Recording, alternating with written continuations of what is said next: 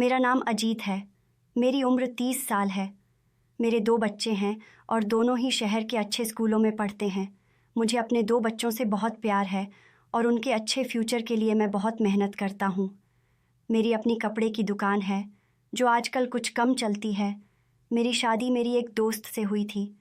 वह है तो बहुत खूबसूरत मगर ज़बान की बहुत तीखी है।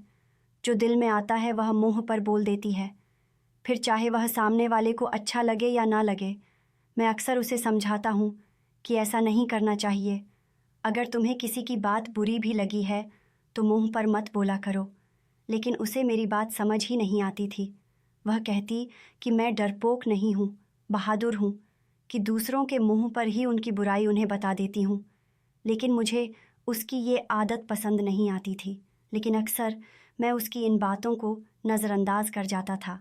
उसकी इन हरकतों की वजह से आजकल मैं उससे कुछ खींचा खींचा सा रहने लगा था। कम से कम इंसान को बोलने से पहले बात का ख्याल तो रखना चाहिए कि सामने वाले को उसकी बात बुरी भी लग सकती है। आजकल दुकानदारी कम होने की वजह से मैं बहुत परेशान रहने लगा था। हालांकि मैं ऊपर वाला में विश्वास करने वाला आदमी था। दुकान खोलने से पहले मैं ऊपर वाला को याद करता था कि ऊपर वाला मेरा बिजनेस खूब तरक्की हो। लेकिन मुझे लगने लगा था कि जैसे ऊपर वाला मुझसे नाराज़ हो गया है। दिन इसी तरह गुजर रहे थे। एक दिन मैं दुकान पर बैठा हुआ था। कोई भी ग्राहक नहीं आया था। दोपहर हो चुकी थी, लेकिन एक भी ग्राहक की शक्ल नहीं देखी थी। गर्मी के दिन थे और गर्मी के मारे बुरा हाल था। मेरी नज़र सामने वाली कपड़े की दुकान पर जमी हुई थी, जहां एक के बाद एक ग्राहक आ रहे थे और ढेरों खरीदारी करके जा रहा था। ऐसा नहीं था कि मेरी दुकान छोटी थी या कपड़ा अच्छा नहीं थे। मेरे पास हर तरह का कपड़ा मौजूद था, लेकिन फिर भी लोग मेरे पास कम ही आते थे। मैं अभी उस दुकान पर नज़रें जमाए बैठा हुआ था। तब अचानक एक तरफ से एक भिखारन औरत आकर मेरी दुकान के सामने खड़ी हो गई और हाथ फैलाकर मुझसे कुछ मांगने लगी। मगर मेरा ध्यान तो सामने वाली दुकान की तरफ ही था। मेरे दिल ने एकदम से ऊपर वाला से शिकायत कर दी कि मेरी दुकान पर आखिर कोई क्यों नहीं आता। तभी उस भिखारन औरत ने ऊंची आवाज़ में कहा, बाबूजी मुझे कुछ कपड़ा दे दो। उसकी तीखी और तेज़ आवाज़ सुनकर मैं चौंक कर उसे देखने लगा और देखता ही रहा। वह ऊंची लंबी एक जवान और खूबसूरत औरत थी जो उसके गोल चेहरे पर बहुत खूबसूरत लग रही थी। चेहरे पर जगह जगह मिट्टी भी लगी हुई थी, फिर भी वह अच्छी लग रही थी। मैंने उसे देखा तो बस देखता ही चला गया। उसके चेहरे पर इतनी मासूमियत थी कि उसे देखकर दिल ही नहीं भर रहा था। उसने मुझे खोया हुआ देखकर फिर से कहा, बाबूजी कुछ कपड़ा दे दो। मैं भिखारन औरत हूँ। उसकी विनती सुनकर मैं होश में आ गया। उसकी तरफ ध्यान दिया। वह हसरत भरी निगाहों से मेरी दुकान में लगे कपड़ों को देख रही थी। मैंने कहा, दे दूंगा, पहले ये बताओ कौन हो तुम। उसने कपड़ों से नज़रें हटाकर मुझे देखा और कहा, मेरा नाम राधिका है। मैं एक भिखारन औरत हूँ। मुझे उसका नाम काफ़ी प्यारा लगा था। मैंने फिर से पूछा कि कहाँ से आई हो। उसने बताया कि यहाँ से कुछ दूर एक वीरान जगह पर मेरा बसेरा है। वहाँ पर मिट्टी के घर में रहती हूँ। मैंने सुनकर सर हिला दिया और एक खूबसूरत सा सूट उसे निकाल कर दे दिया कि ये लो। कपड़े लेकर वह बहुत खुश हुई और अपनी थैली में डाल दिया। धन्यवाद बाबूजी। उसने मेरे द्वारा दी गई चुन्नी को अपने सर पर डाल लिया था। कहने लगी, मैं अच्छी लग रही हूँ ना। वह सच में ही उस चुन्नी में बहुत प्यारी लग रही थी। मैंने कहा, हाँ, अच्छी लग रही हो। उसने दोबारा से मेरा धन्यवाद किया। उसने वह कपड़े पैक करके थैली में डाले और मुंह ही मुंह में कुछ गुनगुनाती हुई दुकान से निकलकर अपने रास्ते पर चली गई। मैं अभी तक उसकी गुनगुनाहट और चेहरे पर छाई खुशी में खोया हुआ था। अभी उसे गए 10 मिनट ही हुए थे कि एक औरत कपड़े लेने आ गई और मैंने उस भिखारी औरत को अपने दिमाग से निकाल दिया और उस औरत को कपड़े दिखाने लगा। अभी मैं उस औरत से फ्री हुआ था कि 1-2 औरतें और आ गईं और कपड़े देखने लगीं और फिर यह सिलसिला चल निकला। अभी पहला ग्राहक जाता नहीं कि दूसरा भी आ जाता और फिर सारा दिन यही हाल रहा। मेरी दुकान पर ग्राहक बढ़ते ही जा रहे थे। एक एक ग्राहक कम से कम 3 सूट खरीदता। अब मेरे पास इतना समय भी नहीं बचा था कि मैं बैठकर देखता कि सामने वाली दुकान पर कितने ग्राहक आते हैं और कितने गए। सारा दिन मेरे पास ग्राहकों की लाइन लगी रही। शाम तक मेरे सारे कपड़े बिक चुके थे और आज पहली बार इतने ग्राहकों को निपटाकर और लगभग खाली दुकान को देखकर हैरान रह गया कि आज यह सब कैसे हो गया कि एक ही दिन में इतने ग्राहक आए और सारी दुकान खाली हो गई। मैंने सारे पैसों को इकट्ठा किया और उन पैसों से ढेर सारे कपड़े खरीद कर अपनी दुकान फिर से भर ली। बाकी बचे हुए पैसों को घर लेकर आया और अपनी पत्नी को जाकर यह सब बताया, जिस पर वह भी बहुत खुश हुई और ऊपर वाला का धन्यवाद किया। अगले दिन रूटीन के मुताबिक मैं फिर से दुकान पर पहुंचा और ग्राहकों का इंतज़ार करने लगा। लेकिन उस दिन फिर से वह भिखारी औरत सबसे पहले मेरी दुकान पर आ खड़ी हुई। लेकिन मैं यह देखकर हैरान हो गया कि उसने कल वाला ही वही गंदा सा सूट पहन रखा था। हालांकि कल मैंने उसे एक नया सूट दिया था, फिर भी वह वही गंदा पुराना सूट पहन कर आ गई थी। लेकिन वह मुझे अच्छी लगने लगी थी और उसको देखते ही मुझे अपना दिल हल्का सा महसूस होता था। उसने कल की तरह आज फिर कहा, बाबूजी मुझे कपड़े दे दो। वह इतने नरम और प्यारे शब्दों में मुझे कपड़े मांगती थी कि मैं मना ही नहीं कर पाता था। ऊपर से उसका हसीन चेहरा मुझे इनकार करने ही नहीं देता था। मैंने आज भी बिना कुछ कहे उसे कपड़े दे दिए। आज उसने फिर मेरे द्वारा दी गई चुन्नी को अपने सर पर डाल लिया था। लाल रंग के कपड़े थे और चुन्नी भी लाल ही रंग की थी। यह उसके गोरे रंग पर बहुत ही खिल रहा था। उसने फिर पूछा, साहब अच्छी लग रही हूँ ना? मैंने कहा, हाँ बहुत अच्छी लग रही हो।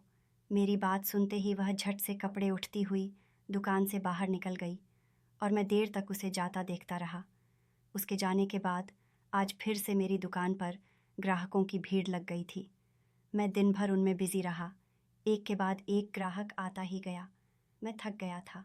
तभी दोपहर के खाने का समय हो गया, मगर अभी भीड़ थी कि कम होने का नाम नहीं ले रही थी। मैंने सोचा कि अकेले तो मैं संभाल नहीं पाऊंगा, तो कोई लड़का काम पर रख लेता हूँ। उस दिन भी मेरी सोच से कहीं ज़्यादा आमदनी हो गई थी। मैं बहुत खुश था। उसी शाम मैंने एक लड़के को अपनी दुकान पर काम करने के लिए रख लिया। मैंने उसे बोला कि मैं महीने की तुम्हें सैलरी भी दूंगा। वह राज़ी हो गया। इस तरह वह लड़का मेरी दुकान पर काम करने लगा। ज़िंदगी रूटीन के मुताबिक गुजरती रही और मेरी दुकान दिन ब दिन तरक्की करती गई। लेकिन इस बीच वह भिखारन औरत भी रोज़ आती है और मुझे फ्री में कपड़े लेकर चली जाती। लेकिन मैंने कभी उसे नए सूट पहने हुए नहीं देखा था जो मैंने उसे दिए थे। उनमें से उसने एक भी सूट नहीं पहना था, बल्कि हमेशा वही अपना गंदा पुराना सूट पहनकर ही आती थी। एक दिन मैंने उससे पूछा भी कि क्यों कपड़े नहीं पहनती जो मैं तुम्हें देता हूँ। वह हंसकर टाल देती और फिर मुझसे नए कपड़े लेकर चली गई। मैं भी उसकी खूबसूरती से बहुत इम्प्रेस था। उसे इनकार ही नहीं कर पाता था। इस बात का मैंने अपने घर पर कोई जिक्र नहीं किया था और ना ही अपनी पत्नी को उस भिखारन औरत की बात बताई थी। मुझे पता था कि यह बात सुनते ही मेरी पत्नी मुझे लेक्चर देने लग जाती कि उसे फ्री में कपड़े क्यों देते हो, और फिर मुझसे कहती कि आगे से कपड़े मत देना। वह भिखारी रोज़ पुराने कपड़ों में आती है और मुझसे नया सूट लेकर चली जाती, लेकिन उसके जाते ही मेरी दुकान पर ग्राहकों की भीड़ लग जाती। मेरी दुकान ने इस समय बहुत ही तेज़ी से तरक्की की थी। अब मेरे घर में पैसे की आने लगी थी। मुझे बहुत हैरत होती कि उस भिखारी औरत के आने से ही मेरी दुकान पर ग्राहकों की भीड़ क्यों लग जाती थी। पहले तो कभी ऐसा नहीं हुआ था कि मेरी दुकान पर इतने ग्राहक आते हो, बल्कि मैं तो हर समय खाली बैठा रहता था और सामने वाली दुकान को देखता रहता था, जहाँ हर समय भीड़ लगी रहती थी। मैं इसी लालच में उस भिखारी औरत को रोज़ नए कपड़े दे देता था, लेकिन अब मुझे उस पर शक होने लगा था। कुछ सोचकर मैंने इस मामले के बारे में पता लगाने की सोची कि आखिर पता तो करूं कि सबके पीछे कारण क्या है। और फिर एक दिन जब वह मेरी दुकान पर आई और बोली, बाबूजी मुझे नए कपड़े दे दो, मैंने उसे एक नया सूट निकालकर उसकी तरफ बढ़ा दिया। लेकिन जैसे ही उसने सूट लेने के लिए हाथ बढ़ाया, मैंने उसका हाथ पकड़ लिया। मैंने उससे कहा कि पहले मुझे यह बताओ कि तुम कौन हो और इन कपड़ों का क्या करती हो, उसके बाद ही मैं तुम्हें कपड़े दूंगा। मेरी बात सुनकर वह परेशान हो गई और बोली कि मैं पहनती हूँ। मैंने थोड़ा गुस्सा होकर कहा कि मैंने तो तुम्हें कभी नए कपड़े पहने नहीं देखा। बल्कि तुम तो हमेशा इन्हीं गंदे और फटे पुराने कपड़ों में रहती हो। वह कहने लगी, बाबूजी, मैं अपनी शादी के लिए उन कपड़ों को इकट्ठा कर रही हूँ। उसकी यह बात सुनकर मुझे लगा शायद वह सच कह रही है।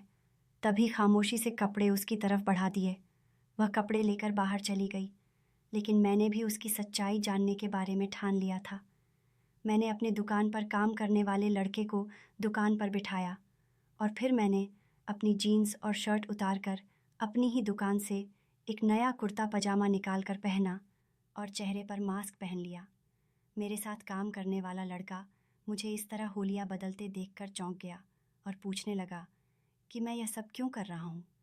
मगर मैंने उसके सवाल का कोई जवाब नहीं दिया और उसे दुकान का ख्याल रखने का कहकर दुकान से बाहर निकल आया। मैंने दाएं तरफ देख तो वह मुझे दूर जाती नजर आई थी। मैं तेज़ी से अपने कदम उसके पीछे बढ़ाया।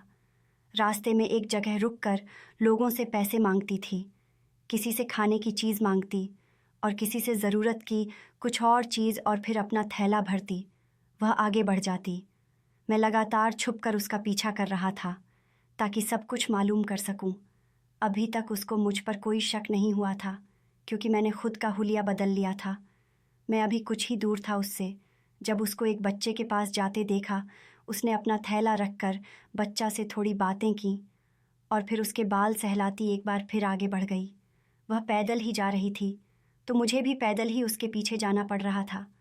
1 घंटा लगातार पैदल चलने के बाद वह एक वीरान सी जगह पर आ गई थी जहाँ ज़्यादा आबादी नहीं थी, बल्कि आबादी ना होने के बराबर थी। यहाँ कुछ झोपड़ियाँ बनी हुई थीं और वह भिखारी औरत उन्हें झोपड़ियाँ की तरफ जा रही थी। जितनी भी झोपड़ियाँ बनी हुई थीं एक दूसरे से काफ़ी फासले पर बनी हुई थीं और सब झोपड़ी के आगे पर्दा लगा हुआ था, जिसकी वजह से झोपड़ी के अंदर देख पाना मुश्किल था। मैं उसका पीछा करता रहा और तब तक वह एक झोपड़ी के करीब पहुंच गई थी और उसने पर्दा हटाया। लेकिन यह देखकर मेरी जान निकल गई कि झोपड़ी के अंदर छोटे छोटे बच्चे बैठे हुए थे जो रो रहे थे। उनके साथ एक कम उम्र लड़की भी थी। उन बच्चों को चुप करवाने की कोशिश कर रही थी। उस झोपड़ी में इतने बच्चों को देखकर मैं शक में पड़ गया था कि इतने बच्चे उसके नहीं हो सकते, क्योंकि वह तो शादीशुदा भी नहीं लगती थी। तो इसका क्या मतलब था? क्या वह भिखारन बच्चा चोरी करती थी? यकीनन उसने इन सारे बच्चों को चुराया होगा और अब उनको अपने कब्जे में कर रखा होगा। या तो यह इन बच्चों के बदले उनके माँ बाप से पैसे लेगी या फिर इनको अपने साथ भीख मांगने के धंधे पर लगा देगी और फिर पैसे कमाएगी। या फिर यह भी हो सकता है कि यह बच्चों को गैर कानूनी तरीके से बेच देती हो। ये सारी बातें मेरे दिमाग में आने लगी थीं और अब मुझे उस भिखारन से हमदर्दी होने पर खुद पर अफसोस हो रहा था। मैं खुद को कोस रहा था कि उसकी मासूम और खूबसूरत शक्ल देखकर मैं पिघल गया और उसे इतने समय से फ्री में कपड़े देता रहा। मैं एक पेड़ के पीछे छिपाकर खुद को कोस रहा था, जबकि मेरी नज़रें सामने भिखारी औरत पर ही टिकी हुई थीं, जो उस कम उम्र लड़की से कुछ कह रही थी। वह लड़की सर हिलाती उसे कुछ बता रही थी। बच्चे लगातार रो रहे थे, जिसकी वजह से उस भिखारी औरत ने अपने थैले में से सबको फल निकाल कर दिए। सारे बच्चे लगभग 3 से लेकर 10 साल तक के थे। मैं अभी उसी को देख रहा था जब साथ वाली झोपड़ी का पर्दा हटा और वहाँ से एक बूढ़ी औरत बाहर आई। पर मैंने देखा वहाँ भी 8 से 10 बच्चे नजर आए और सब 9-10 या तकरीबन 12 साल के थे, जिनमें लड़के और लड़कियाँ दोनों थे। वह औरत अब इस भिखारन के पास जाकर हाथ हिला हिलाकर कुछ कह रही थी, जिस पर वह भिखारन उस बूढ़ी औरत को कुछ बता रही थी। अब मुझे घबराहट होने लगी थी और घबराहट की वजह से मेरा शरीर पसीना पसीना होने लगा था। मुझे लग रहा था कि यह तो उसका पूरा गिरोह है और इनका यह बच्चों वाला बिजनेस दूर दूर तक फैला हुआ है। इतने सारे बच्चों को इसने कैद करके रखा हुआ है। मैं वहाँ से वापस अपनी दुकान पर आ गया और कपड़े बदलकर गहरी सांस भरकर खुद को रिलैक्स करने लगा। वह सब कुछ देखकर मेरा दिमाग हिल गया था और समझ नहीं आ रहा था कि क्या करूं।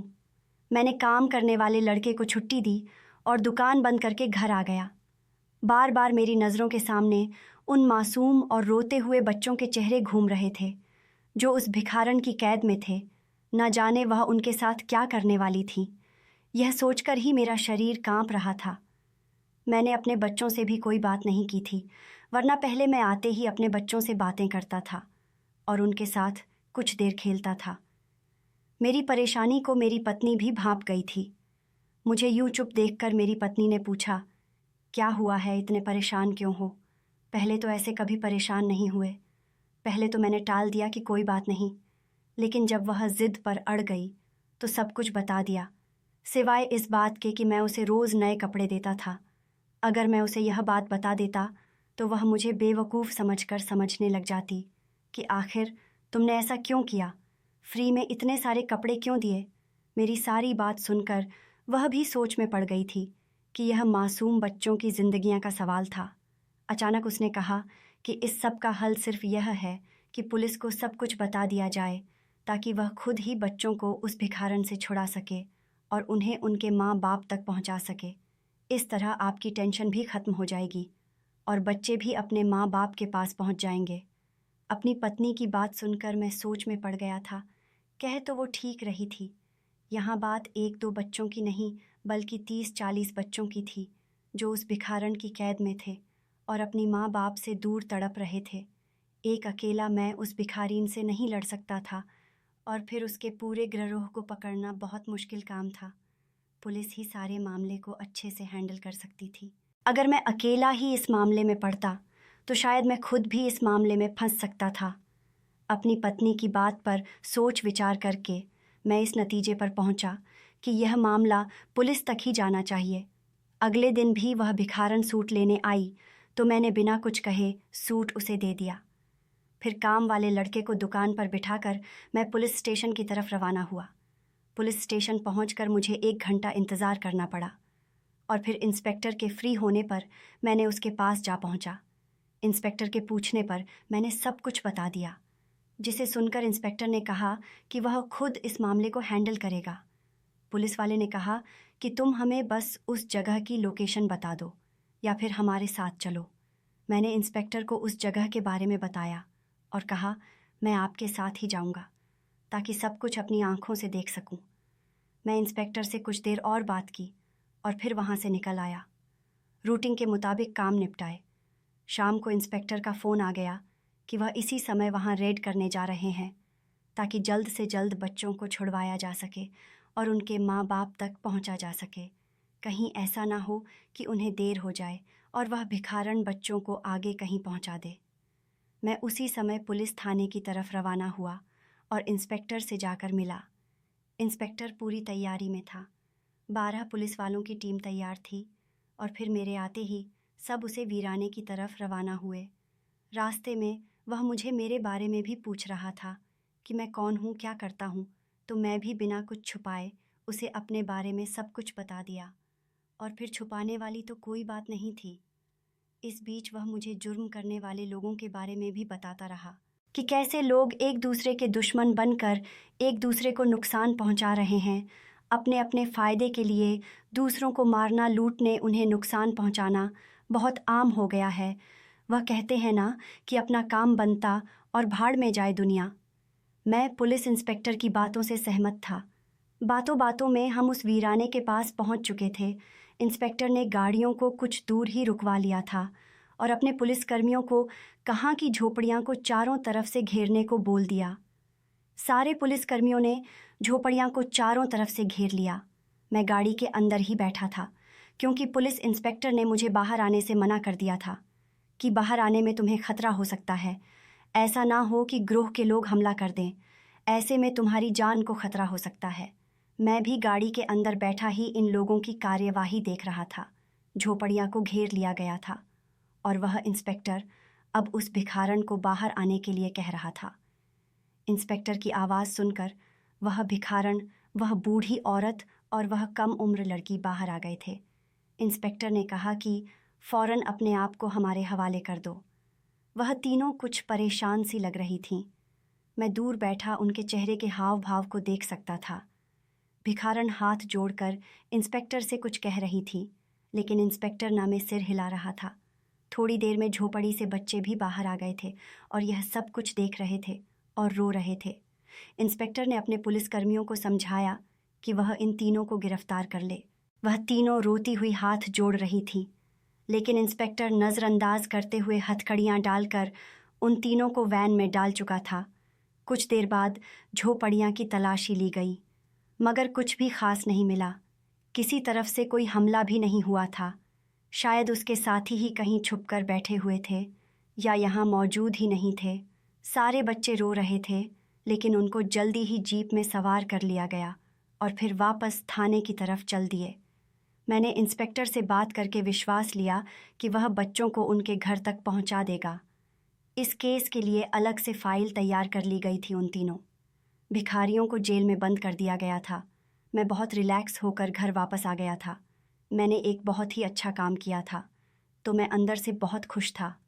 घर आने के बाद मैंने सब कुछ अपनी पत्नी को बताया, जिसे सुनकर वह भी खुश हो गई थी कि चलो सब कुछ अच्छे से हो गया और किसी तरह का कोई नुकसान भी नहीं हुआ। मैंने भी सोचा कि चलो बेसहारा बच्चों को उनके माँ बाप मिल जाएंगे। अगले दिन मैं अपनी दुकान पर आ गया था। रूटीन के अनुसार वह भिखारन आज नहीं आई थी, और आती भी कैसे, वह तो जेल में थी। मैं भी सुकून से बैठा ग्राहक के आने का इंतज़ार कर रहा था, लेकिन 12 बज गए थे और कोई भी ग्राहक नहीं आया था। मैं सामने वाली दुकान की तरफ देखने लगा, जहां आज मेरी दुकान से भी ज़्यादा भीड़ लगी हुई थी। दोपहर से शाम हो गई, मगर सिर्फ 2 ग्राहक आया और सिर्फ एक सूट लेकर चला गया था। मैं कुछ परेशान हुआ, क्योंकि एक बार भी फिर से वही सूरत हाल होने लगी थी जो उस भिखारन के आने से पहले होती थी। अगले 3 दिन ऐसे ही निकल गए थे, मगर दुकान पर कोई भी ग्राहक आता ही नहीं था। कमाई बिल्कुल ना के बराबर हो गई थी। मेरी दुकान पर काम करने वाला लड़का भी परेशान था कि अगर ऐसा ही रहा तो फिर तो मेरी नौकरी चली जाएगी। मैं भी परेशान था कि अगर ऐसा ही रहा तो मैं इस लड़के को काम पर नहीं रख पाऊंगा। भला मैं उसे सैलरी कहाँ से दूंगा? मैं सोच में पड़ गया था। भिखारन आती थी। उस दिन तो मेरी दुकान से भीड़ कम ही नहीं होती थी। अब वह नहीं आ रही थी तो मेरा काम एकदम ठप हो गया था। मुझे ऐसा लगा जैसे मुझे उसकी बद्दुआ लग गई है। लेकिन वह मुझे बद्दुआ कैसे देती? उसे तो पता ही नहीं था कि उसका राज मैंने जाकर पुलिस को बताया है। मैं यहाँ बहुत परेशान रहने लगा था, क्योंकि दिन ब दिन मेरे दुकान पर जो लोग आते थे वह भी आना बंद हो गए थे। मैं सारा सारा दिन दुकान बैठा रहता था और ग्राहकों का इंतज़ार करता रहता। मैं अपनी पत्नी को अपनी परेशानी बताई तो वह भी चिंता में पड़ गई थी, लेकिन इसका हल तो उसके पास भी नहीं था। हम ग्राहकों को ज़बरदस्ती तो अपनी दुकान पर नहीं ला सकते। एक दिन ऐसे ही मैं इंस्पेक्टर को फ़ोन कर उसे भिखारन के बारे में पूछा तो उसने बताया कि वह अपना मुंह खोलने पर राज़ी नहीं। उसका यही कहना है कि वह सारे बच्चे उसके अपने हैं। उसके साथ उसकी एक बहन और बूढ़ी माँ है, और वह भी यही कहती हैं कि वह सभी बच्चे उनके अपने हैं। उन्होंने कहीं से भी चोरी नहीं किए हैं। ना ही वह बच्चों को मांगने पर मजबूर करते हैं और ना ही वह बच्चों को बेचते हैं। उनका संबंध किसी भी गिरोह से नहीं है। अदालत ने उन तीनों के खिलाफ सबूत इकट्ठे करने के लिए कहा है, लेकिन उनके खिलाफ कोई भी सबूत नहीं मिला। ना ही उनकी झोपड़ियाँ से कुछ ऐसा मिला है जिससे यह साबित हो सके कि वह कोई इस तरह का काम करते हैं। इंस्पेक्टर के मुंह से यह सब सुनकर मैं हैरान रह गया। मैंने पूछा कि बच्चों का क्या हुआ? क्या उनके माता पिता नहीं मिले? वह तो गवाही दे सकते हैं कि वह उनके बच्चे हैं या नहीं। इंस्पेक्टर ने कहा कि इन बच्चों में से किसी के माता पिता का पता नहीं चल सका है। अखबार में भी ऐड दे दिया गया है, लेकिन अब तक कोई भी उनको लेने नहीं आया, और वह बच्चे बस रोते रहते हैं और कहते हैं कि उन्हें उनकी माँ के पास जाना है। मैंने हैरानी से पूछा कि माँ कौन है? इंस्पेक्टर ने बताया कि वह अपनी माँ यानी उसी भिखारन को कहते हैं जिसके खिलाफ आपने कहा था कि यह बच्चों को कैद करके रखती है। उसी भिखारन को अपनी माँ कहते हैं। बूढ़ी औरत को नानी और उस कम उम्र लड़की को मासी कहते हैं। इंस्पेक्टर कुछ और भी बोल रहा था, लेकिन मैं तो इतनी सी बात सुनकर ही हैरान रह गया था कि आखिर यह सब हो क्या रहा है।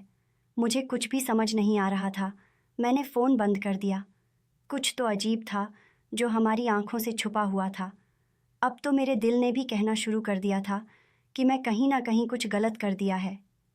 इस बारे में सोच सोच कर मेरा सर दर्द करने लगा था, लेकिन कोई भी सबूत हाथ नहीं आ रहा था।